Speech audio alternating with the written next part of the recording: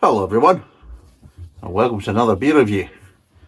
Now, today I've got a new beer that's not that long been launched, and it's from Greene King.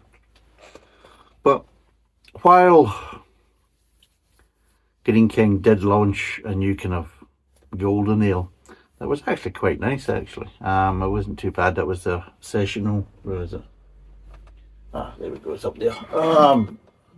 They'd ordered they basically launched the old Session Hen, which I've obviously, as you can see, I've got a few bottles left over. But when I was ordering this beer, I needed to kind of, I wasn't just going to buy, this beer because I was only buying a 6-pack. I thought, well, I'll get some other ones. So I got more of it. And I thought, well, let's see how it goes on with the football, because I've been watching the football. And I'll be totally honest, it's been very nice watching the football. It's actually, the more I've drank it, the more I've actually kind of grown to enjoy it and appreciate it. So I would say as a really good option to the crappy lagers. I mean, seriously, this is actually really very nice. And very easy drinking and everything else. And yeah, it's got some nice little flavour tones. And overall, yeah, it just kind of hits the spot, nicely chilled, watching the football. Spot on. So I ordered more of them, and that was quite good because I've been watching the football. I'm sure you all have been watching the football. And of course, the good thing is, like every tournament, Scotland's getting pumped because it seems to be that way. Always the cases of you go on about, all you see is like basically, you've got the English and they all expect to win it, and the media say, "Oh, this is going to be the time. It's going to be this time. Oh, it's going to be this tournament." And then, of course, everyone's, "Oh, yeah, it's coming home," and all this type of stuff. And the Scots like, "Oh, they're all full of enthusiasm and gumption, basically, the Scots. But they're not sure what's actually, going to be a good achievement. Getting at the group stages, I still think is the kind of main kind of goal for any kind of Scottish fan. But even just making the tournament is a big enough dream that's been delivered, So there's that. The problem is once the kind of coverage starts, that's when you start getting all the Scots, because you see it on Facebook and all the other kind of social media, all complaining, "Oh, look, it's a Scotland game, you're hardly 10 minutes into it, and they're talking about bloody England and all this type of stuff and blah, blah, blah." And I was thinking about this, and I was sitting there thinking, well, there's about, what, 4.5, 5 million people in Scotland, maybe slightly more, maybe out of touch, maybe closer to 6 million, but I think it's between 4.5 and 5.5, I would probably say, but it might even be up to 6 million. Now, let's be totally honest, the majority of these people, if you look at it, quite a lot of them are going to be women. And there's quite a lot of women that just aren't into football. And there's also men that are not into football. So you're not going to say that the whole population of Scotland is actually going to be sitting there watching this on BBC or ITV or anything like that. Now, if you're not from the UK, they're two of the main kind of channels that are actually showing the games. They're two kind of what we call terrestrial channels, basically. So you don't really pay for them, apart from obviously you do with the BBC because they have a license fee, but we won't go into that. It's getting too complicated. But anyway, but they're the kind of main kind of broadcasters in the UK from terrestrial television. And then I'm looking at it and thinking, right, so even if you take 50%, so then you're looking at no more than 3 million. You might even get 4 million, you might even get 4.5 million. You think you're doing quite well from Scotland, but then again, you look at it from the point of view is England's got a lot more. So even if, the kind of English fans at home decide to kind of watch, because it's football, this is what happens. You watch games that you probably wouldn't watch just because it's on and things like that, and you just want to see how it goes on. So there'll be plenty of English fans watching it. There'll be plenty of Welsh fans watching it, but the majority, let's be totally honest, at a Scotland game, and it's shown at these tournaments in the UK, the majority of people watching it will not be Scots, but it will actually be English. And at the end of the day, that's where they make the money. Now, ITV makes their money on advertisement, so guess what? There's going to be more English watching that advertisement than there is Scots. So that's the main audience, regardless whether Scotland's playing or not. That's the main audience. So that's who they're playing to. So they've also got to keep them interested, but I also kind of giving them updates of what's happening in England camp and what's this happening, and there's games coming up in the next couple of days, and just kind of give them something to feed off of, to keep them interested, to keep them watching, to keep the viewing levels up. And when it comes down to it, Scotland's got to realise you're a small country with not enough fucking people. Get it into your fucking head. Jesus, it's no difficult. And guess what? BBC's the same. They still have to basically get the ratings up and everything else. And guess what? The majority of basically people watching a Scotland game at these tournaments are English. And they paid their licence fees. So there's more licence fee payers coming from England than is from bloody Scotland. So again, that's why they're showing blooming bits of England even before a Scotland game and a build up to a Scotland game, and in between the half time, where they'll analyse the match and they'll have another little update in England, what's happening and things like that. Because there's more English watching it on television than there is bloody Scots. So if you're not happy about it, stop watching football, get into that bedroom and start knocking the buggery out the wife and that type of stuff, and start firing at more kids, because you're going to have to start basically up the population if you've got any hope for it. Because this is the problem, this sitting back in your ass watching football and that type of stuff and then complaining it's England, but you're not really doing anything to help yourself. You've got to be in there pumping, you know what I mean? Fucking idiots. So they are. It's the same old crap, and it just drives me up the wall. You think, fucking think about it. It's no difficult.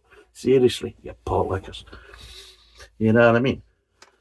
And I'm not one of these ones, I hate this anyone but England nonsense. No, well, see, the problem is my passport says British, so I'm quite happy being British. And at the end of the day, I'll support any of the teams basically playing. Obviously, if it's Scotland or England, I will support Scotland. Of course I will, because I'm from Scotland and things like that. But I'll support England if they're playing. I'll support Scotland if they're playing. I'll support Wales, Northern Ireland, all that type of stuff. Even Ireland, and they're not even part of the UK. So there you go, you see. Because it's all about that. It's all about basically, it's a home nation. So you want to see them do well, because it's good for the whole country. We all get a buzz out of it. It's not a case of, well, if Scotland does well, only Scotland gets a buzz out of it. No, we all do.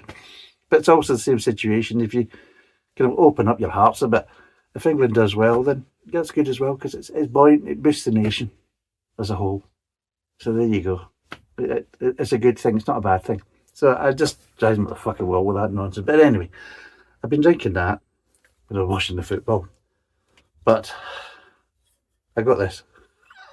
That's a stout. They've actually thought, well, fill us with a golden ale. What we need is a stout. Let's see. So yes, they've got Old Midnight Hen, delicious English stout, 4.2%. I'm trying to remember the bloody price of it too. I think it's under £2. It's under £2, or roughly about £2, £2 or under. I think it is. But again, I'll put the details down below, but I can't quite remember. That stuff there's only £1.50 a bottle. The Old Session Hen, which I think for £1.50 a bottle is a cracking price. And guess what?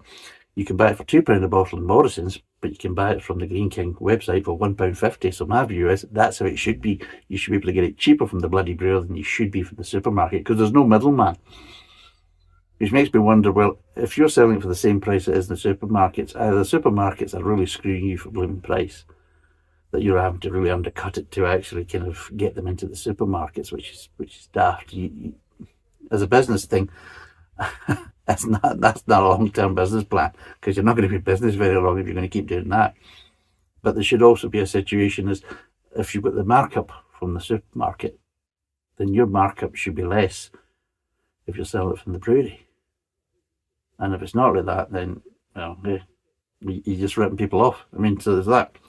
So, there's a bit of spill on the back. It says, Old Midnight Hen, rich and complex with plenty of body. This classic stout is packed full of flavour with hints of chocolate and coffee. The hops bring a touch of bitterness, while the oats give this stout a silky smooth finish. And that's what you want to hear. You want to hear hints of maybe chocolate and coffee, because that's the best you're going to get, because these is roasting grains, it's not roasted malt, so you're not going to get overly chocolatey flavours and coffee flavours, because you'll get them from malted grains. These are just roasted grains that haven't been malted, so that's one of the things to kind of look out for. So the best you're going to get is hints. Who the hell's beating that fucking horn, by the way? Jesus. Did they wait? Oh, I'm doing a fucking review, right? We'll get to fucking noise them up. Is that what it is? Fucking bored tonight. Is he doing a review? Yeah. We'll get there. Fucking noise them up and that type of stuff. Hang out the washing as fucking loud as you can, all that kind of stuff. Bastards. But also another thing you want to hear is bitterness. Get a little bit of hops in there to get that bitterness there. And a little bit of oats, which I like as a nice touch, is to get that little bit of smoothness, that little bit of polish there. A nicer mouthfeel overall. So going by that, it actually sounds attractive. It sounds appetising. It sounds like they might have given a shit. There you go. That's unusual. I'm not saying they have, but it sounds that way.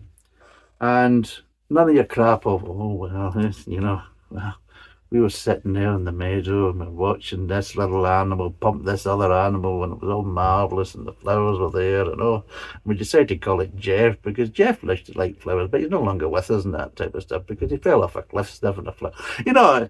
All these kind of stupid fucking stories. You think, piss off with your nonsense, So anyway, at least it was actually talking about the beer. And of course, they're doing the Moreland brand to death, It's old something hen, Old dirty hen, that'd be a good one, eh? I used to know a few dirty hens in Scotland. Anyway, let's get this poured. But yes, they are playing a bit on the old kind of Moreland name. So it does. Right. Nice clean glass, dirty bottle. Let's get in there. I hope to God, I'm actually looking forward to this. But there's that kind of dubious because a few times, I'm looking forward to it, but I'm slightly kind of apprehensive as well because, I've looked forward to things before and they've bloody let me down. You think, Jesus, getting overexcited, Graham. You're just doing setting yourself up for a fall. So, let's have a.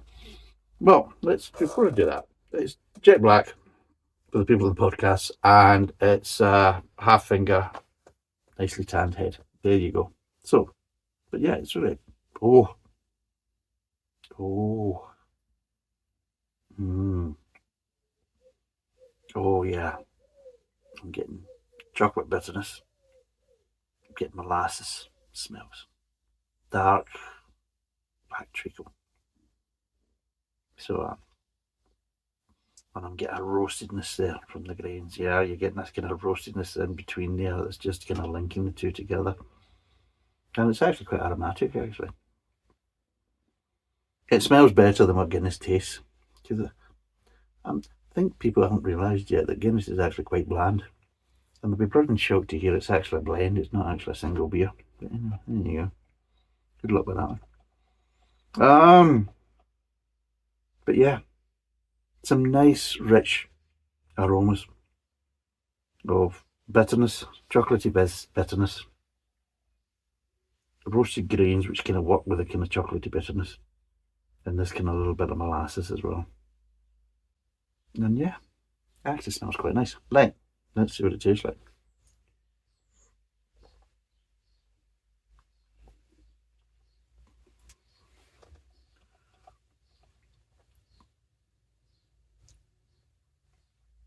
Actually not bad.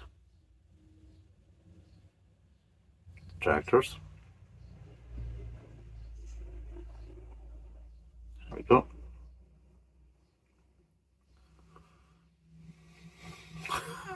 It's unbelievable. So that's the thing.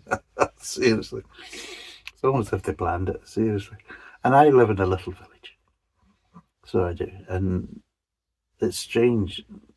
Usually there isn't that much traffic. It's quite quiet. But see if I'm out doing something. Oh, the traffic's it's unbelievable. It's like Sucky Street. Now, if you don't know Sucky Street's a busy kind of main thoroughfare street in Glasgow. Half of it's actually pedestrian precinct, and even then it's busy with cars. Yeah, you've got to watch it because them buggers will sneak up behind you, so they do. They don't know what. Oh, either they're delivering or doing something, but they appear. All these vans and vehicles appear from nowhere. Beep! Oh, you shite bag. You know what I mean? You jump out your skin. But yeah, Sucky Street. It's one way. So it's one way, but it's busy both ways. There you go. Work that with it.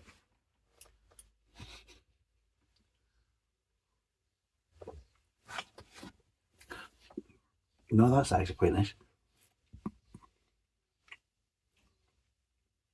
What I'm getting here is traditional flavours, and I'm enjoying them.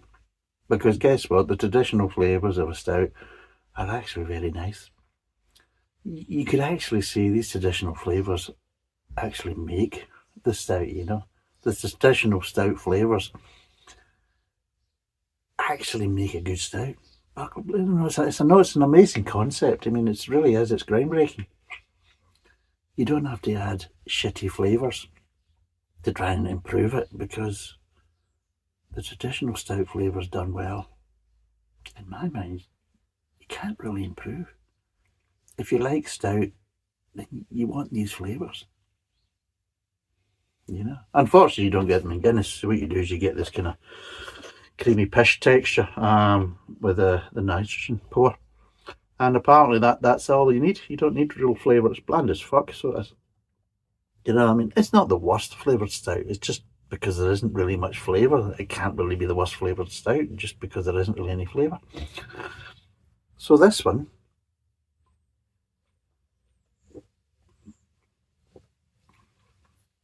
is a nice mouthfeel to it. A little bit of creaminess, but not much. So it's not trying to be overly silky or overly creamy or anything like that. But you just seem to have this nice mouthfeel that just works. And you've just got these nice base flavours of the stout. Just nice. And they've really got a good foundation there of them. And it's not a thick stout. It's not a heavy in your face one. It's quite a sessionable, quite a drinking stout. But you can, I guess, that with it's kind of lower end. It's 4.2. Now, when I say the lower end, a lot of kind of more traditional non-nitrous pour stouts, they're kind of closer to 5. You can get 5, 5.5. Getting down to the kind of 4% ones, they're the more sessionable ones. So you've got all these ones like Black Heart from Pisswater Inc., sometimes known as Brewdog. You've also got, where's that bloody hole annoying me again? Right there. It's annoying me. And of course it's daylight, because of course this is June and it's all sunny days and all this type of stuff, and it's daylight and it's just coming in and catch my eye every time I'm facing the camera. But then of course you've also got Guinness, and you've got is it Forged, Irish Stout and all these ones, and O'Hara's and all this sort of stuff. And they've all gone for the nitrous pours and things like that, because there isn't really any flavour there. Let's be totally honest, they're kind of lacking. I mean, Beamish is probably the most flavoursome out of the lot of them. Murphy's isn't too far away as well, but if you want some nice smokiness and everything else, Beamish. But even then, if you compare it, you get more flavour from these, because with all that kind of kidology with the nitrous pour and everything else, it kind of dampens down the flavour. The flavour just, if you taste the original Guinness, there's more flavour in the original Guinness than there is in the nitro pour version. And it's been getting worse, and it's been getting weaker over the years. I mean, even then, a nitrous pour Guinness now compared to 20, 25 years ago, not the same. It's not the same. And even then, it was getting weaker then, so, it was losing some of its bite.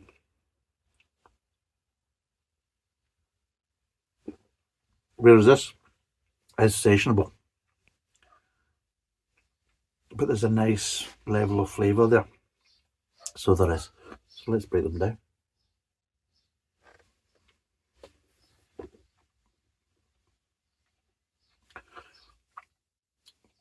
Right.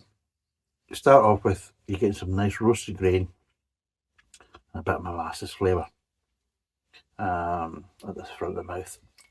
A little bit of sweetness, but really not much at all, actually. Which is, you don't want too much sweetness there. Even with the addition of the oats, you don't want it to turn into kind of an oatmeal stout or things like that, or a full-blown kind of milk stout and things like that with all the lactose and things like that. You don't want that. A good traditional stout really shouldn't be sweet, really. Let's be totally honest, should be more about the bitterness and the roasted flavours and maybe a little bit of chocolateness. Just a little bit of hints of chocolate. Yeah, so that's what you're getting. It's not too sweet. Moves on to the mid tongue, and the roasted flavours tend to kind of lift up a bit. So the juices, you get a little bit more roasted flavours. The molasses slightly tones down, but that's when you start getting these kind of slightly kind of bitterness accents coming through that remind you. Now, this is the best thing: is these bitter accents remind you a little bit of the chocolateness, just because it's mixing in with the roast grains. These little kind of bitterness. So it's like the roast grains are slightly giving you a little bit of chocolatiness, and with that bitterness, kind of links. They kind of link together to give you that kind of dark chocolate bitterness. So they kind of work off each other. They slightly kind of reinforce this kind of chocolate flavour that really isn't really there, but the two of them are kind of covering the two halves of that kind of flavour profile. And it moves along there in the mid tongue, and then it just starts to get a little bit more bitterness near the end, just as it transitions into the kind of back of the mouth and the aftertaste. And you do get a little bit of lingering bitterness in the aftertaste, which for me is quite nice, and for me is what you kind of really want. So you can do a stout which you can be quite rich, and you can get away with a little bit of sweetness and things like that, but it's all a bit of richness, and it's not a sessionable one. But like I say, if you're having a sessionable one, you really need the bitterness. You need that bitterness at the end to kind of just make it interesting and keep you wanting to keep coming back, because that bitterness should be slightly addictive. It should be slightly moreish that you want to go back and get another drink, and that's exactly what I feel like right now. And it is. It's one of these ones where nice mouthfeel. The flavours aren't overly intense. They're there, and they're good flavours, but they're not overly intense, because it is more of a sessionable beer, which is fine. That's not a problem. I mean, there's two formats you can get. Same with your porters, two formats. You can get more sessionable ones, which are a bit lighter and everything else, and you get more richer ones, and again, they're more kind of like to be savoured and enjoyed, and they're not really ones for kind of necking or having a good swally with. And it's the same with these type of stouts. So it's a very kind of sessionable, drinkable stout at 4.2%, but the flavours are enough. The intensity is just enough, so the flavours are there. Good traditional flavours. They're enjoyable, but not too much in your face or too sickening that stops it from being sessionable. So I think they've actually going, because I think they've obviously went at 4.2% and everything else. I think they went down the more kind of traditional stout, but slightly more sessionable, a bit more drinkable. And I think they've actually got it right. I'll be totally honest, I think they actually have got this right, because it is sessionable. The traditional flavours are there. They're not too intense to kind of lose that drinkability, but they're not watery. There's enough body there and everything else. And overall, they've actually made quite a nice little stout.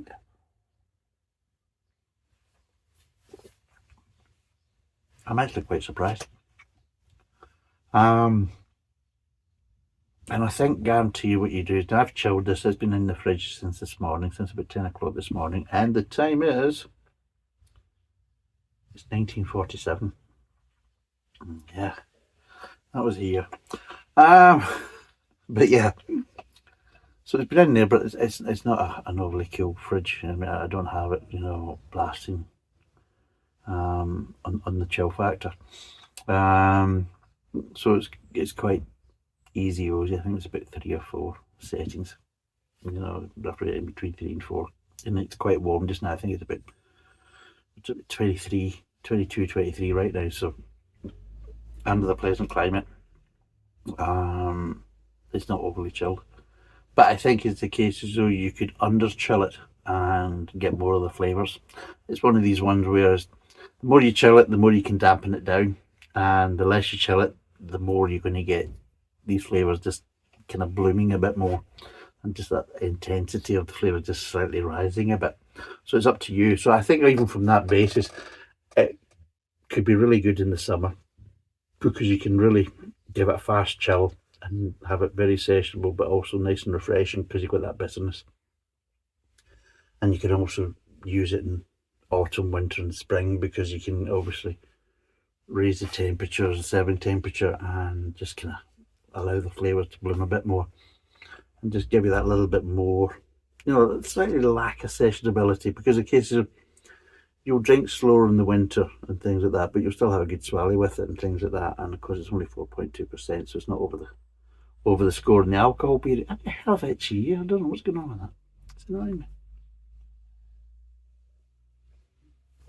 But yeah, so what would I give this out of 10?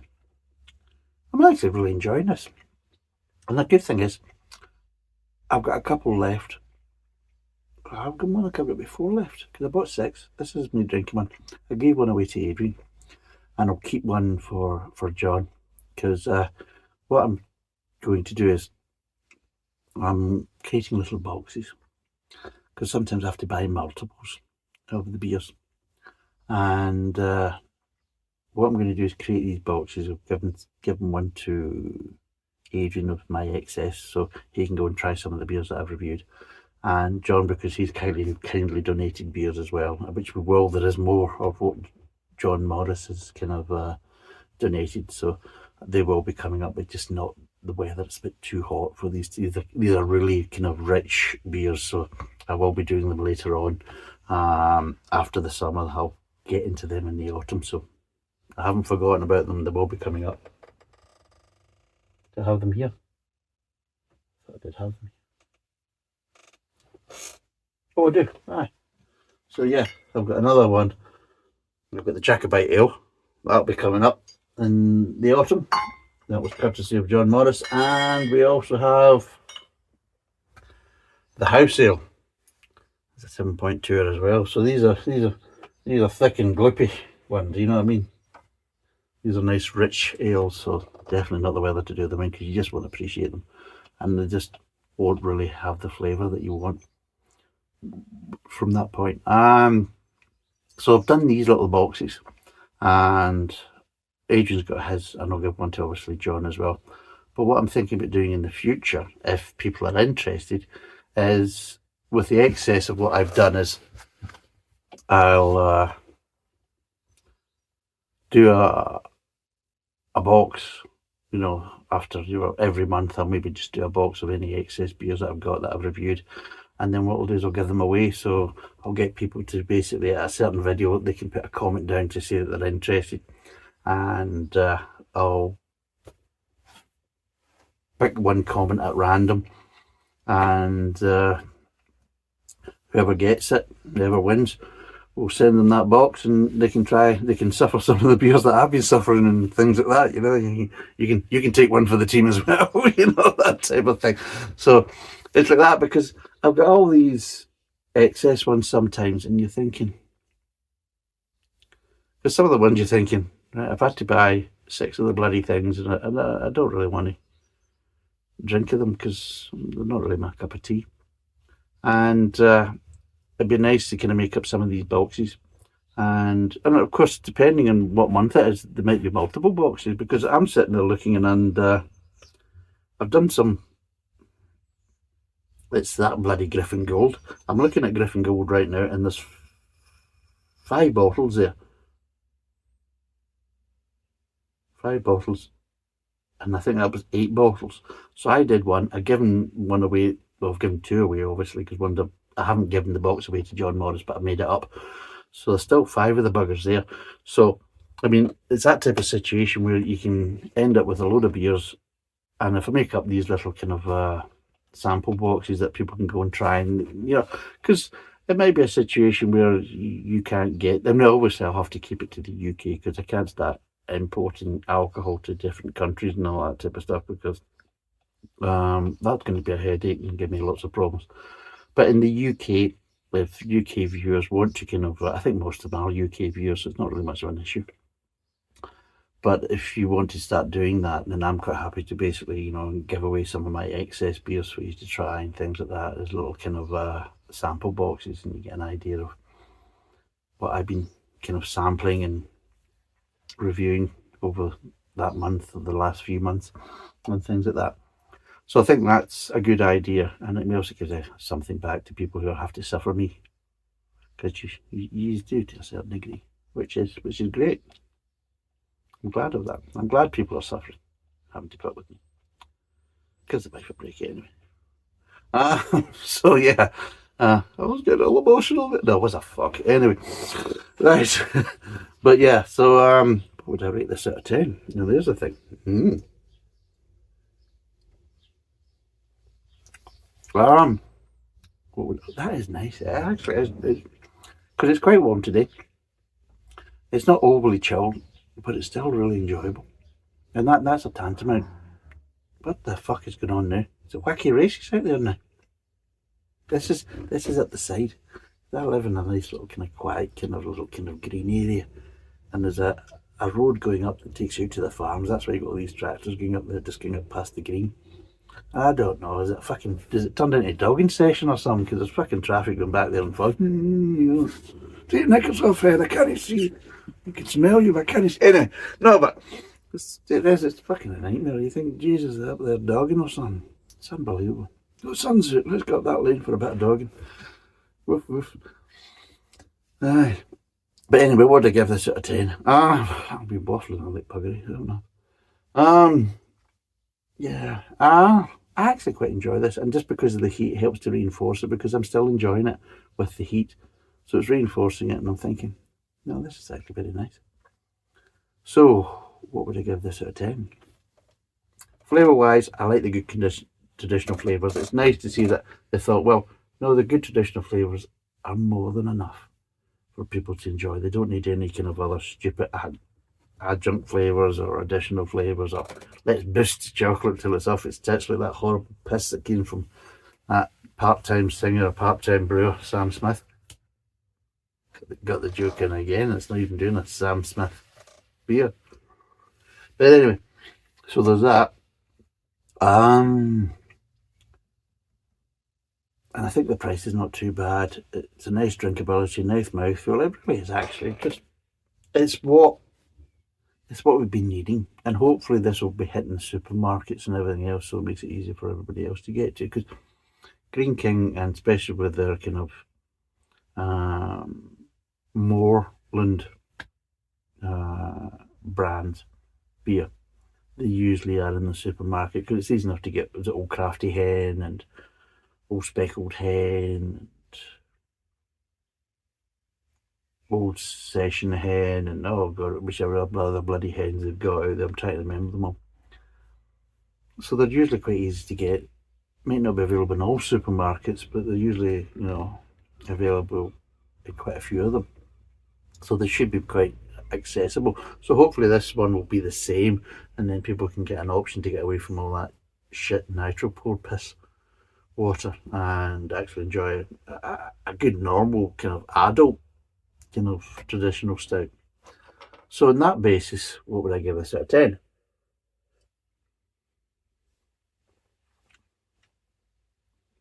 Oh, that is nice. It really is. I'm enjoying that. Even while I'm sitting here sweating like a bastard. But yes, out of 10, I'm actually going to give this a 7.5 out of 10. Mostly because they've actually done it with the traditional flavours. They haven't felt that they feel they have to fuck about with it.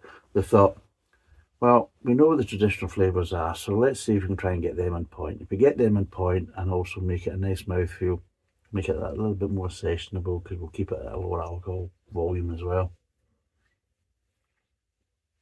And hopefully people will appreciate that. Hopefully people will kind of turn around and say, yeah, well done. With all the other shit that's been put out, I think we need something just a bit more traditional, a bit more toned down and just done well.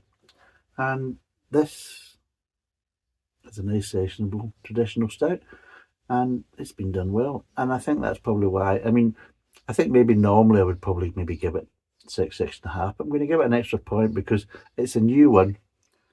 And with all the shit that is coming out, as I'm looking at basically 5 bottles of that Griffin Gold, thinking that's absolutely bloody awful.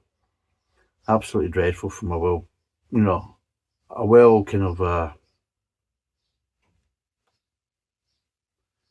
appreciated